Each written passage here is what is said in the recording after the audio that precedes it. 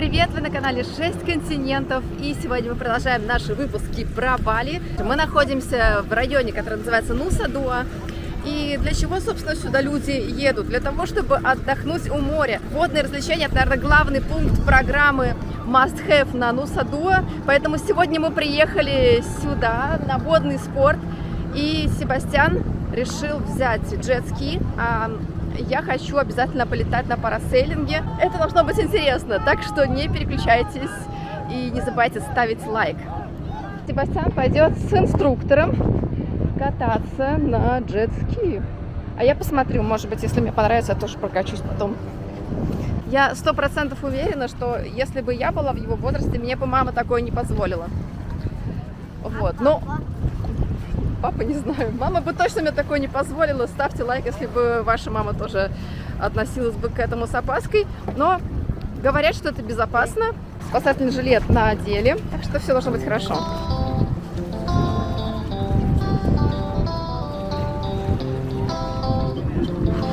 Ждем тебя на берегу через 15 минут.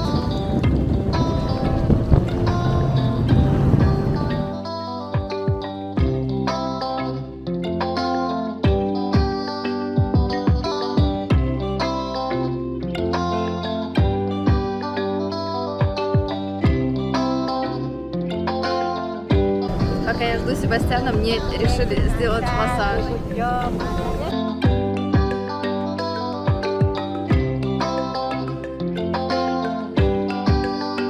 Басти, как тебе понравилось? Да?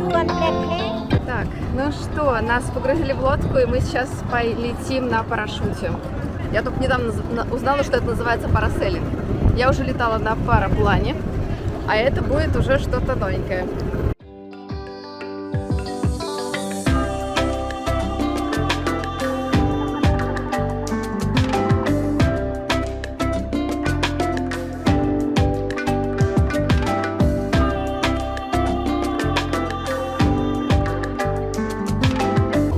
Разных фирм, разных развлечений. По сути, они по всему берегу, чуть ли не через каждые 100 метров есть какие-то фирмы, которые предлагают водный спорт. Вот. Мы вроде уже немножко притормаживаем. Наверное, отсюда сейчас начнем взлетать. Мы приехали к лодке запуска. Видимо, отсюда нас будут запускать.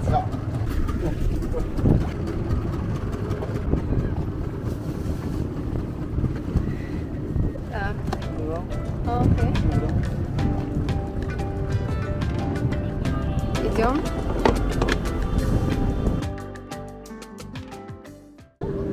У-ху! Все, нас подняли в небо.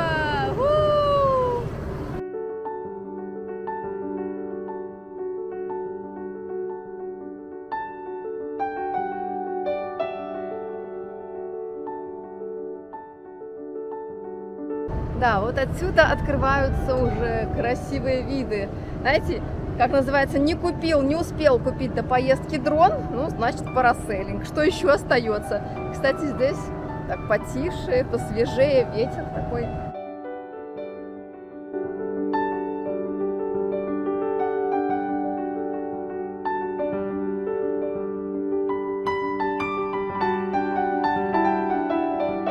Такое впечатление, что мы просто парим в воздухе, не особо сильно чувствуется движение, как будто мы просто находимся на высоте и немножечко покачиваемся.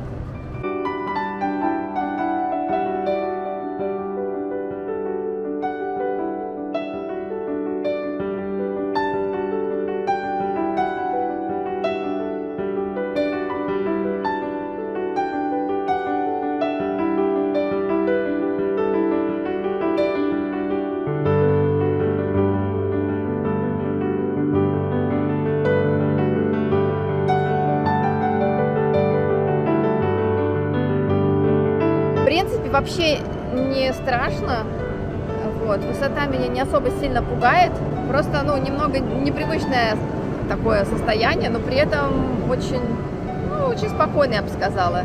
Может быть, потому что я уже пробовала летать на параплане, и параплан был все-таки, ну, не знаю, поэкстремальнее, что ли, а здесь прям совсем так не страшно. Хотя мы сейчас поднялись вверх, и здесь уже более сильный ветер, ну и высота тоже уже такая. Кстати, я помню, когда я на параглайде летала, меня триггернуло как раз на определенной высоте, когда мне стало страшно. Я просто знаю, что это развлечение длится всего 5 минут, и 5 минут, я думаю, любой сможет пережить, как бы страшно не было.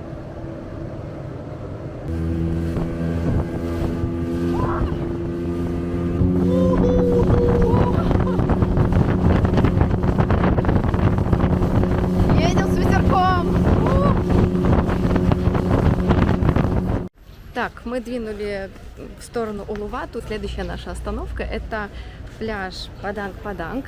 Вход на него стоит 15 тысяч рупий для туристов. Тут нужно спуститься по ступенечкам вниз. Так, и тут смотрите, чтобы попасть на пляж, вот заходим мы вниз. Написано The Beachway. И здесь у нас ступенечки идут дальше вот в такую вот симпатичную пещеру. Ой, это интересно уже. Так, только под ноги надо смотреть, чтобы не упасть. Ой, тут узенько прям. Ой, красиво. Ага. Так, идем дальше. Держаться тут особо не за что, ну, кроме как за стену. Поэтому внимательно смотрите под ноги. Так, окей. Тут прям очень узенько.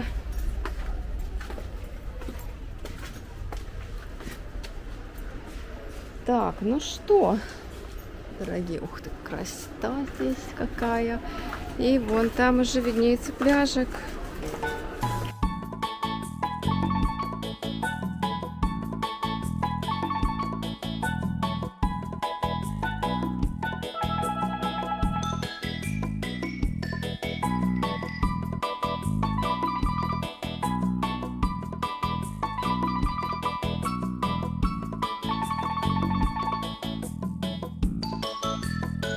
Ну что, ребята, я уже на пляжу, тут хожу. Водичка очень приятненькая, но, конечно, купаться в ней нельзя, потому что, можно, конечно, но волны большие очень. И этот спот больше подходит именно для серферов. А так здесь, совсем другой цвет воды, в отличие от Нуса-Дуа, где мы остановились. И вот здесь прям хочется искупаться.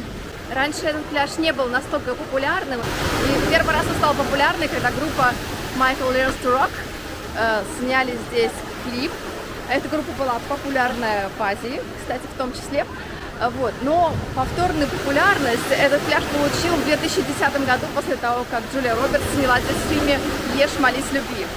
С тех пор этот пляж – излюбленное место у туристов. Пляж сам по себе небольшой, но туристов в нем достаточно. Ну и тут, конечно, красиво. И опять, вот что мне не нравится, вот бутылка, смотрите, такого не должно быть.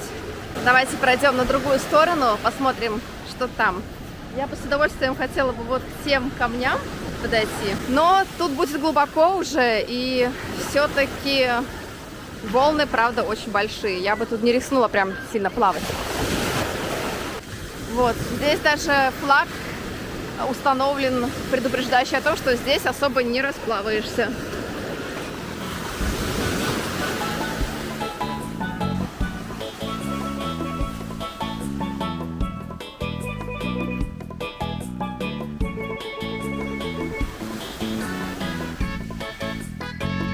Должна сказать, что, несмотря на то, что здесь большие волны, этот пляж мне нравится намного больше, чем тот на Нуса-Дуа, где мы остановились. Как бы плавать, да, наверное, тут плавать нельзя, но окунуться-то можно. Никто не запретит. Чтобы окунуться, не нужно туда куда-то вглубь заходить, можно прямо с берега это делать. Вот, и тут приятнее, намного приятнее. И ход в воду здесь на самом деле более резкий, чем на Нуса-Дуа, но тут нету этих водорослей, и тут водичка такого приятного цвета, и сразу хочется в ней искупаться.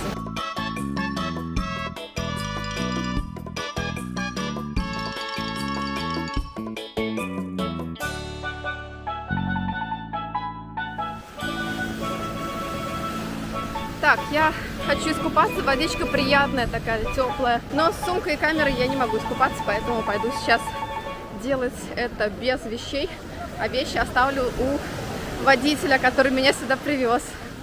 Но все-таки сейчас ножки намочу. Друзья, это кайф. Все, Только если я тут буду долго стоять, у меня сумка намокнет и телефон. Ну кайф, я хочу окунуться скорее. Все, пошла оставлять вещи. Да, смотрите, здесь прокат серферов. Для серферов. Кстати, если вы спросите, где Себастьян, он не захотел со мной дальше ехать на Улувату, попросил оставить его в номере. Короче, сегодня у него день отдыха, отсыпания перед завтрашним полетом, потому что завтра уже мы улетаем. Сегодня официально мой последний день на Бали. Ну, в этом году. Я надеюсь, что мы еще когда-нибудь сюда вернемся.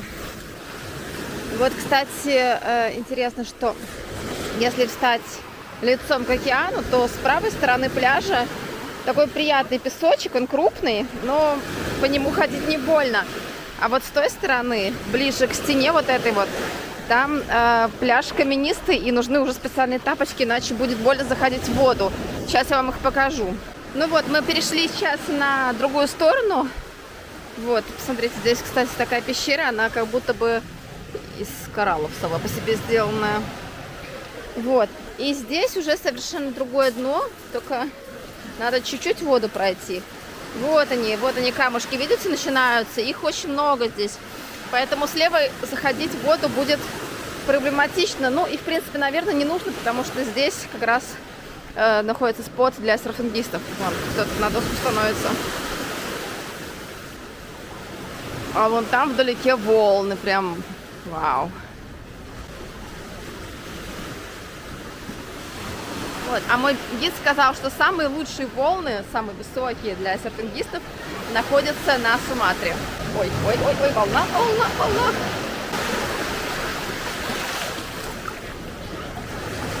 Все, доигралась, я намочила свои штанишки, но сама я не могу. Вот будет повод здесь задержаться, а то если я сейчас сяду в машину, то намочу сиденье. О, боже, надо идти, наверное, в край.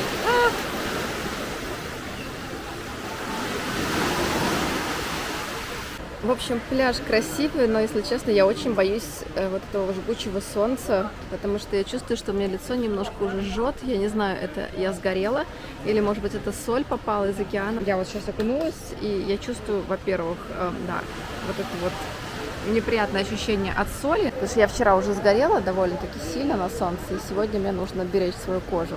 Вот если посмотрите, то там все под солнцем. Говорят, что вечером здесь происходит отлив, и тогда вода становится, она как бы уходит назад, но при этом остаются такие лужицы в виде небольших таких, как небольшие озера. Вот, и тоже это может быть интересно. Поднявшись по трассе чуть выше, вы можете посмотреть на этот пляж с высоты птичьего полета. Вот тут видна вся панорама. Очень красивый вид. Вон, видите, волны все вот эти вот видны, зонтики. Единственное, что, конечно, провода немножечко портят всю картину, но для Азии провода – это нормальная тема. А так очень-очень красиво.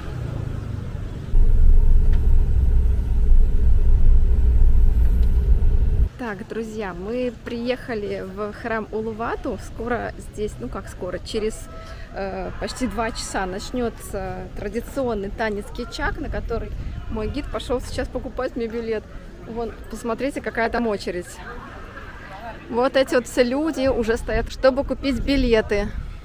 Представление проходит 2 раза в день, в 6 и в 7 часов, но, как я прочитала в интернете, рекомендуют посещать именно 6-часовое представление, потому что вы попадаете тогда на закат, и это очень красиво. Что еще важно, когда вы заходите в храм, нужно надевать саронг. Ну, вы это уже, наверное, знаете по моему прошлому видео, поэтому я сегодня тоже в саронге. Я купила свой собственный, поэтому я немножко отличаюсь. Все такие фиолетовые, а я оранжевая. И мой гид меня немножечко напугал. Сказал, что на территории храма очень много обезьян. И в отличие от Monkey Forest, от леса обезьян, тот, что в Убуде, здесь они агрессивные. И он сказал не ходить одной, а ходить там, где много людей, иначе они просто могут напасть. Вот. А у меня еще и очки, с которыми мне не хотелось бы распрощаться. Так что я пока похожу вместе с другими туристами, осмотрюсь. Надеюсь, никакая обезьяна на меня сегодня не нападет. Храм Улувату был построен примерно в X веке нашей эры. Он расположен на полуострове Букит на крутом утесе высотой около 90 метров. И возвышается этот утес над океаном. Храм Улувату – это одна из 9 наиболее важных святынь острова, защищающих балийцев от злых морских демонов. Недалеко от храма расположена обзорная тропа, вдоль которой можно прогуляться и оттуда увидеть храм на самом утесе. Сама тропа невероятно живописная и буквально на каждом метре хочется фотографировать. Однако нужно быть осторожным из-за агрессивных обезьян.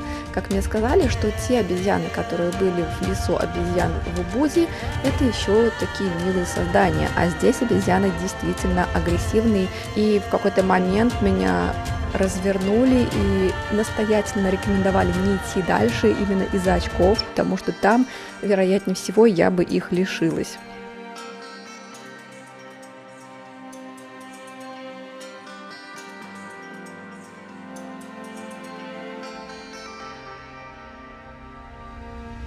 Для балийцев Улувату это одно из самых святых мест на острове. И местные жители считают, что именно здесь объединяются сущности 3 основных богов – Брахмы, Вишны и Шивы. Каждый вечер здесь проходит знаменитый традиционный балийский танец кичак, на который собирается множество туристов. И мы сегодня с вами этот танец тоже посетим. Танец проходит 2 раза за вечер, в 6 и в 7 часов вечера. Однако говорят, что именно в 6 часов смотреть на него особенно интересно, потому что вы застаете еще и закат. Поэтому я очень надеялась, что мне возьмут билеты именно на 6-часовой танец. Представление начнется только через час, но тут уже полно народу. И мне сказали, что лучше всего занимать места вот на этой стороне, где-нибудь повыше. Отсюда можно любоваться закатом.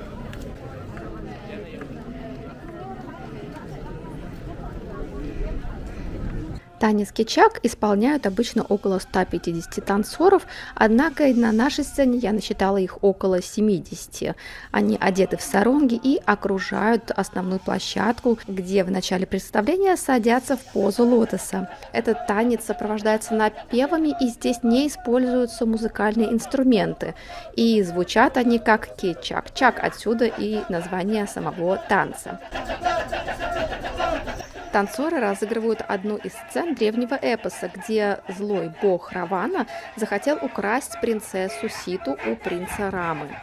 Во время представления будет один момент, где белая обезьяна, это положительный герой, как я поняла, освободит принцессу и сожгет замок Раваны, в котором была заключена принцесса. И в этот момент будет такое фаер-шоу. И здесь нужно быть осторожным, потому что те люди, которые сидят на ближних рядах, находятся в такой, я бы сказала, небольшой опасности, потому что мне показалось, что языки пламени разлетаются буквально в разные стороны. Но в целом танец мне понравился. Единственное, что очень-очень долго пришлось ждать из-за того, что место я занимала заранее. Кстати, танец кичак можно посмотреть не только в храме Улувату, а также его можно посмотреть в Убуде и в парке Гарунда Вишну Кинчана.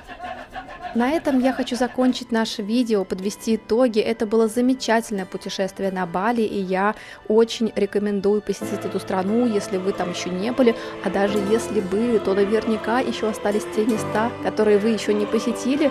Для одного раза Бали это очень мало. Мы там были всего 11 дней и еще столько мест не посетили, поэтому я очень надеюсь, что когда-нибудь мы сюда обязательно вернемся, и вы увидите на этом канале новый цикл видео о Бали.